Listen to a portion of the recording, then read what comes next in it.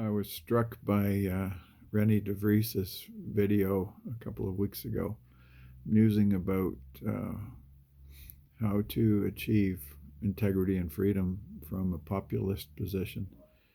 Um, I thought Rennie was well thought and had a good scope of the wider picture.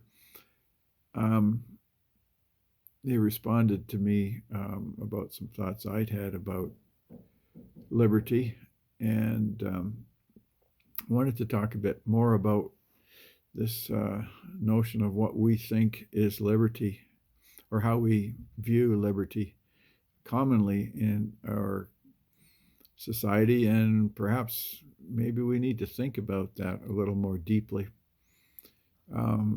The present view of libertarianism seems to be accepted by many people as being not only in line with what they think, but also as being somewhat safe and acceptable, because who would disagree that freedom isn't a good thing and that tyranny isn't a bad thing?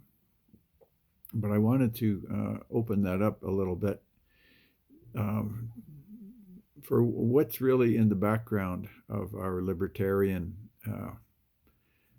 reference. I am not a libertarian.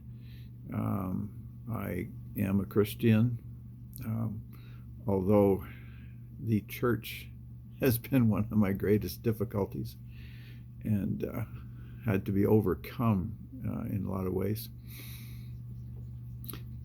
I love history, and I note that in Reformation time, the 1500s of Europe, there was a great release from control over state-run church, which was anything but like the way Christianity is portrayed to be in the Bible and also lived out by many of its sincere proponents.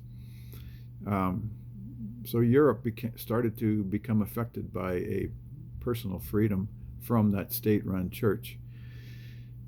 It was a very tumultuous time. You ended up with Spain having the Inquisition, with the lowlands of Holland, Belgium, Luxembourg, some parts of Germany, going into the 80 Years' War against that Spanish Empire. France ended up with as many as 10% of its population who described themselves as Huguenots. These were people who had had a Christian experience in spite of the church and refused to go to the cathedral anymore, and started having home meetings, which is where their name came from.